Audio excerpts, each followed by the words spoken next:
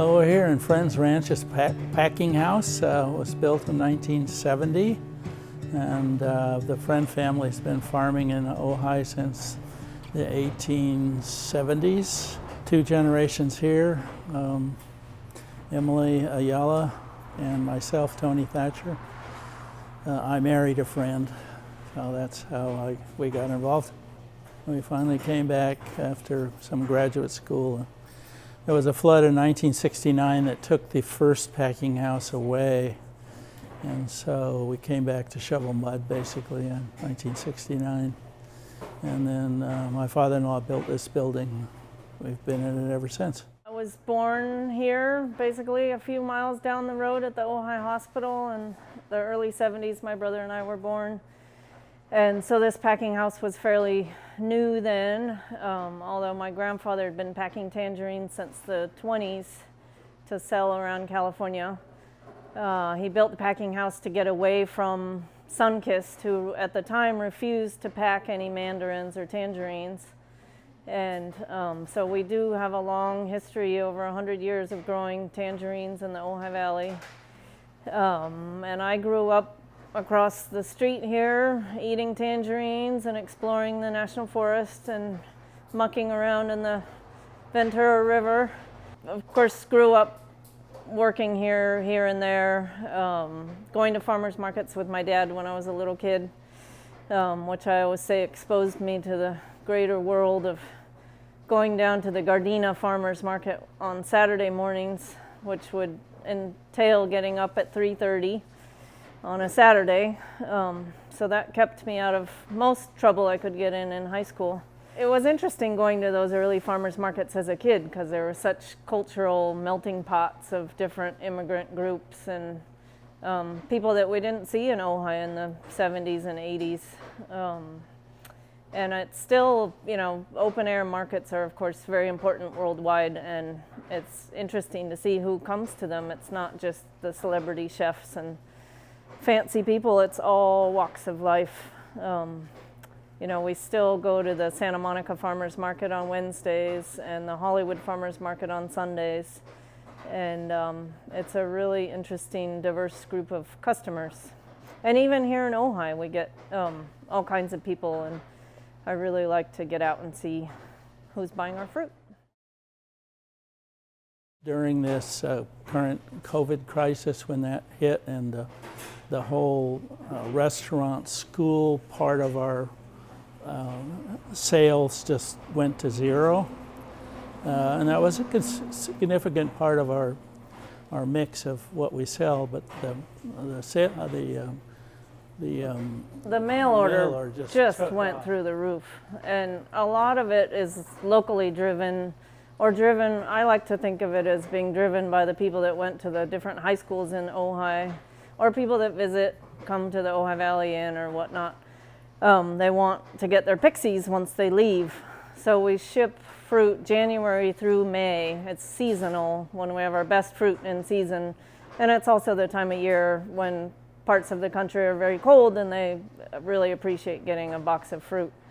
So we have different selections every month online, and our most popular variety for people, it's called the Plain Jane, and I basically set that up for kids from Ojai or kids that went to school in Ojai that need some vitamin C when they're away at college. It's kind of the inexpensive box, and it's full of whatever I feel like tastes best that Monday. So we only ship on Mondays, so it gets there before the end of the week. And we ship about 100 boxes a week, but then post-COVID that went up to about 400 boxes a week. So, which was spectacular because we had 3 couples working here, so we had 3 units we could separate into and pack boxes, and it really kept everybody employed, and everybody took a paycheck home, and it worked out well. But it was a chaotic shift. So, but we were lucky we were able to get the boxes, the supplies. Of course, we have the fruit, and we had the labor, and everybody's been healthy, and it worked out. So, but we did miss. It's much more labor intensive to pack individual boxes than it is to pack pallets of one variety that are getting shipped out. You know, we sell a lot to schools, restaurants, bars, up to San Francisco, LA. The spring is by far our busiest season, from mid-January through May, when we grow over 18 varieties of tangerines. So every 10 days or so we're getting something new. It might just be some small variety that we sell locally at farmers markets in here, or we could be shipping pallets up to San Francisco or LA to the specialty buyers that we have. Some of the advantages of selling locally and also at farmers markets is some of the varieties are so fragile that really packing them, picking them when they're hard enough to be packed, they're not at their peak, and some of them just are too fragile to ship.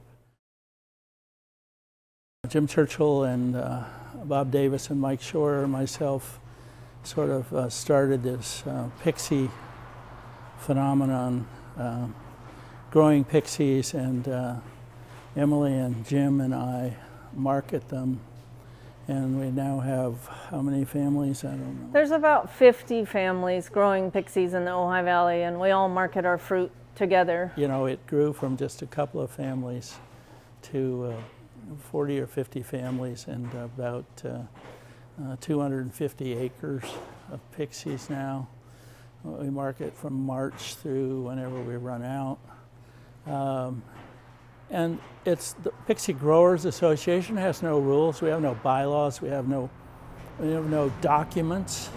We meet every third Thursday for breakfast, except we can't now, but we used to meet every third Thursday, and we discuss cultural issues, how to grow them, because a lot of the people are not raised in farming. And it's been really fun. And then we have a picnic once a year. Invite some of our buyers to that, and some of the people that actually do the picking and the work and the hauling. They all come. So it's a big taco barbecue. And we sell our pixies. We've got a few dozen buyers, you know, wholesale buyers, big buyers. Locally, the community buys between 1% and 3% of the crop. And that's, you know, the Westridge stores, the Ojai Valley Inn, and then a lot of the restaurants do cocktails and salads and things with pixies, desserts. It's really fun to see what people come up with. Some of the spas do like a pixie rub, or, you know, different sort of treatments. As farmers, we don't know much about that kind of stuff. But our buyers range from, you know, a non-profit wholesaler out of Boston to a man who splits his time living between California and Japan, and he ships truckloads of the smaller sized pixies to Japan. And then we've got Whole Foods. Melissa's World Variety is our biggest buyer. They buy about 50% of the Ojai pixie crop. It's fun to go as a farmer and talk directly to the retail customers there and get their impression of what, you know, California is and what a farmer looks like. And we do in-store things with Gelson's and Bristol Farms in Los Angeles, and it's very funny as a female that, you know, these kids look at you, well, you don't look like a farmer. I mean, well, farmers look all different ways. So my father-in-law's grandfather was a merchant seaman in the British Merchant Marine. He was on a sailing ship that would sail from Plymouth, England to Jamaica. He was a cooper. He made barrels. So he would make barrels all the way from England to Jamaica. When they got to Jamaica, they filled them up with rum and took them back to England. And then he would repeat the thing, making more barrels. So when the gold rush happened, as the boss, the owner of the ship, got the bright idea, well, let's sail to San Francisco, and we'll know there's some thirsty people there. So they sailed around the South America and up to San Francisco. And on the second voyage, the ship was in a terrible storm, got dismasted, had to put it into Valparaiso, Chile, and they put the ship back together. When it got to San Francisco, he jumped ship. And he had a friend who lived in Satakoy. So he came down to Satakoy, didn't start farming. He got in the Teamster business in the days when it really was Teamsters. Had wagons and horses and hauled stuff between Santa Barbara, Ventura County wasn't a county yet, to LA or whatever. He had the mail contract to get the mail across the Santa Clara River. There was no bridges. And he drowned 3 days before Christmas, on his horse, trying to get across the flooded Santa Clara River. Never found him. Found the horse, found the mail. So his widow went back to England, realized why she'd left. It was so darn cold. And she came back to Ojai. And they had a daughter. And the daughter was a teenager, and a guy named William Friend came out to help them. And they got married in Ventura, and that's how the Friend family came to be homesteaded in Ojai in the 1870s. You know, first they grew hay, then whatever they knew how to grow, and then they grew other tree crops like apricots and walnuts, and eventually settled on citrus, which was a big thing in the 1880s. And that's sort of how it got started. Hardworking family. All of my father-in-law's siblings, all 6 of them, lived and died in Ojai, never moved. We're very provincial. My family, the Thatchers, came out a little bit later. And make the story short, my grandfather realized that moving rocks and farming was really tough, and there wasn't any water. So he took on tutoring kids from the east, trying to church them up a little bit and make them a little tougher to go to the New England colleges. And that became his kind of mail order business, you might say, in that they would ship out these greenhorn 17-year-olds, and he would put them in blue jeans and make them ride a horse and learn Latin in the mornings. And started a school. And it's still going on, the school and the farm. Yeah, no, still here. My grandfather, so my mom's dad, Elmer Friend, who was born in 1898, right? 1897. He really enjoyed farming for other families. He, cleared land, planted trees, worked the land as a young boy. Dropped out of school before high school and started planting trees. He was very thrifty with his money, and he would save his pennies, and his whole life, whenever he had extra money, he would buy land and new trucks to haul the fruit with. Back then the fruit was hauled either to the Ojai packing house or down, to Ventura. And eventually he had enough money saved up, and he got fed up with Sunkist not wanting to pack tangerines, that he built his own packing house. And my mom and aunt remember growing up, they would spend their spring breaks packing tangerines, after school. They grew up in the little house where Ojai Roti is. They grew up in that little house behind there, and in the front they would pack tangerines in the springtime, and those tangerines traditionally tangerine season was December into early February with the Dancy tangerines, and those tangerines were shipped down to Los Angeles and up to San Francisco. And again, they were very popular with the Chinese immigrants going into Chinatown for Chinese New Year's, and they were packed with a leaf and stem attached. So we packed stem and leaf tangerines up until about 10 years ago when the Asian citrus psyllid showed up, and the way that invasive pest is moved around is by moving on the leaves and stems. So you should never pick an orange or a tangerine with the leaf and stem and take it elsewhere, because you're potentially moving around a very dangerous pest. So it was a big change for us in our packing. We used to pack mail order and wholesale with stems and leaves, and it's very pretty in the springtime, but we don't do that anymore. My first disaster I remember, and I thought actually it was a heck of a lot of fun. I was 8 in 1948, and there was a big fire that started here in Wheeler and burnt all the way to Topa Topa in one day. And it was really hot, and my parents, of course, were freaking out and moving stuff around in the house, and we were supposed to be helping and weren't. And they moved us down, we stayed down in the Sierra Robles area on somebody's lawn. And I can remember waking up in the morning thinking, God, this is just like camping. That was really cool. And then I went in the house, and of course, there were all these exhausted adults on couches and dirty and whatever. And my only thought was, I wonder if there's going to be any breakfast. That's my memory of the 1948 fire. And yeah, the 85 fire, there was one here in 75, it burned 1,000 acres. And then of course you come to the Thomas fire, which everybody who's in Ojai now should remember. And Ojai was a little bit blessed in that it is surrounded by citrus, which doesn't burn very well. And so citrus helped keep the fire, even though it went around both sides.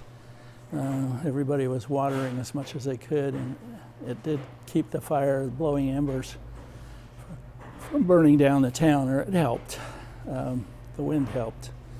The fire burnt right around this building, both sides, and down into the creek, and then kept going to Montecito, burned around our house.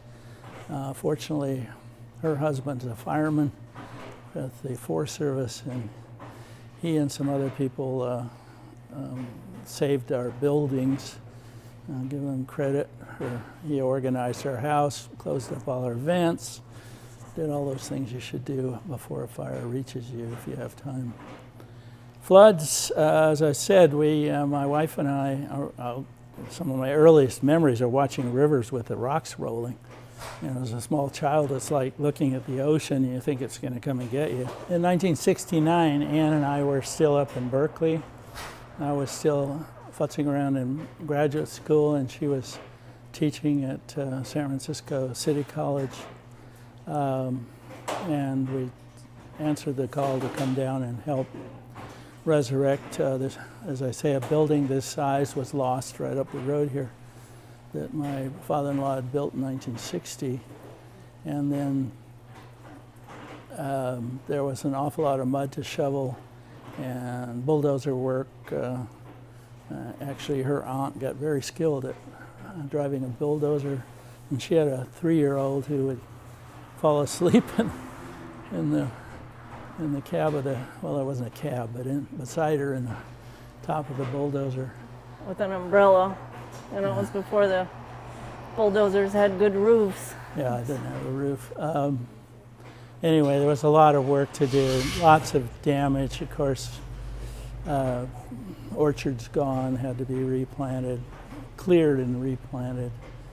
And then we had replanted part of this, and then in 78 it washed away again. Water over the top of Matilla Dam. And so yeah, there was one in the 90s. Wasn't so bad. We were more prepared for things, having learned some lessons. But yeah, the natural disasters are part of the. But we live in a very young geologic area. I study geology. This area is extremely young, Ventura County and Santa Barbara County. It's rotating. It's moved about from 8 o'clock to noon, the whole 2 counties between the plates.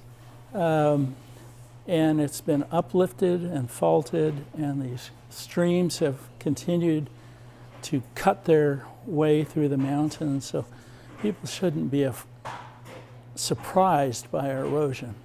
You wouldn't have any mountains if this process wasn't going on. And so you can expect even without a fire, you can expect debris flows.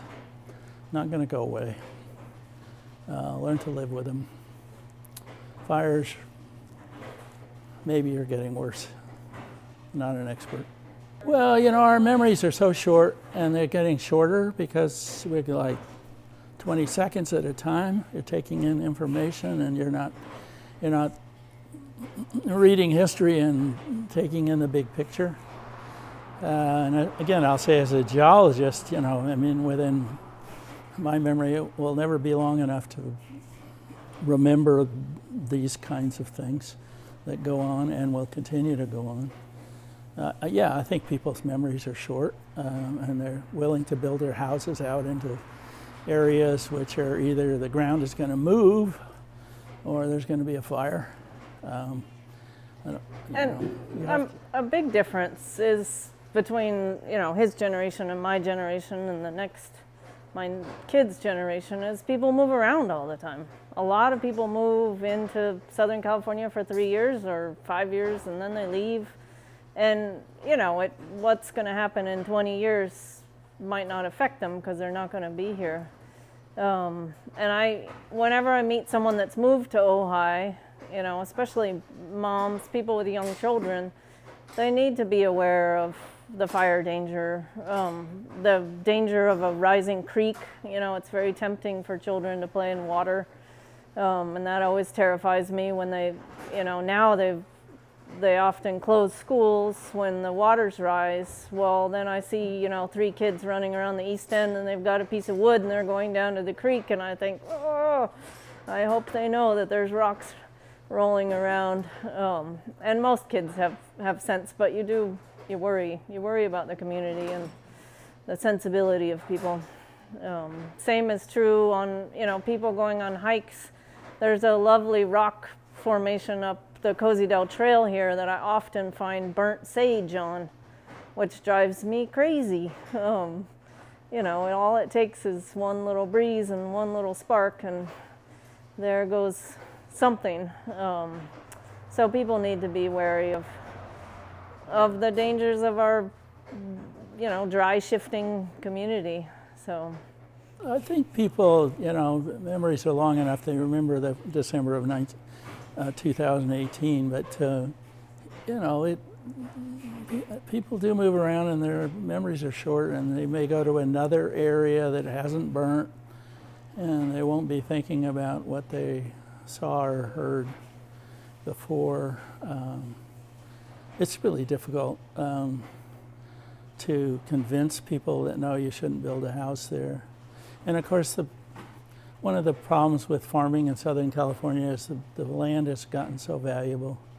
In the 1880s, an acre was worth 50 cents to $1. To buy a sack of barley seed to plant on an acre cost more than the acre. And when I talk to a real estate agent, I say, that back then, farmers had a lot more freedom in that they could actually buy land to farm, or they could trade. There's famous stories about poker games in Ojai where deeds were thrown into the pot because land really wasn't, compared to a $20 gold piece, it wasn't such a big deal.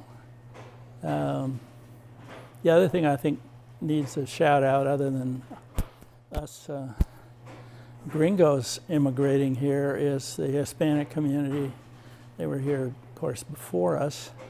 Her husband is related to Californios that go back to the pre-mission days in Santa Barbara.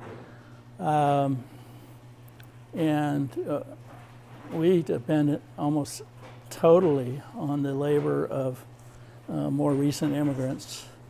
The Estrada family, two of whom are here today. Lupe's father and 3 brothers came up here in 1970, about the time I moved back from Berkeley. And they've been with us now for 3 generations as well. Just super nice people. We, of course, provide housing and what have you, but we would be lost without this labor that's come from another country. And of course, the big picking, packing crews actually use recent immigrants, or they have this H-2A program where people come up sanctioned by the government to pick and then go back home. I came back from graduate school knowing everything. I knew how plants grow, I know the metabolic pathways of plants and how insects work and blah, blah, blah. But when it comes to taking care of an orange tree, book smart, yes, but the way to learn how to farm is to find the old guys in the field. So I spent time with Lupe's father, Felipe and Lupe and Reyes, and they know everything, and none of which you will learn in a textbook or from a college professor. How to trap a gopher, how to prune a tree properly, what to do when the mud has flowed around the base of the tree or the tree is partially burnt by the fire, all that sort of stuff. It's hands-on and it's history. I mean, you have to figure out the story of that piece of land. And that's the part that makes me sad about Ojai's agriculture being in a change. It's in flux right now with the price of water, with a lot of farmers being older and moving away and kids not wanting to take over. Farmland is for sale throughout, the western U.S. really. And a lot of that knowledge of the land and the crops and the history is disappearing, and you can't get that back once the property has changed hands. And so it's important, if any piece of property that you're buying, even if it's a house, figure out where the leaky parts are and what needs tweaking to make it function. And that's especially true of agricultural land as well. So the biggest difference is in my lifetime, coming back in the 70s, are three. One is it's a world market. 70, everybody said, well, what do you think about NAFTA? I said, when NAFTA came along, it was already a world market. We're competing with people from all over the southern hemisphere and the northern hemisphere that can grow citrus. And it's just become more of a thing. People are demanding more variety in their supermarket, and they want to be able to get blueberries in January. So, fruit is imported. That's one of the biggest differences. The second one is the produce business is consolidated. So there's really about 5 or 6 really big players in the United States who are selling groceries. And another difference is the labor situation has gotten much more difficult. It's really hard work, farming, picking, packing, whatever. And so it's not something you're going to go to college to do. So that's exacerbated the situation. Every week of the year, we're here at our packing house on Tuesday and Friday morning, and especially in the springtime, we've got lots of stuff in season.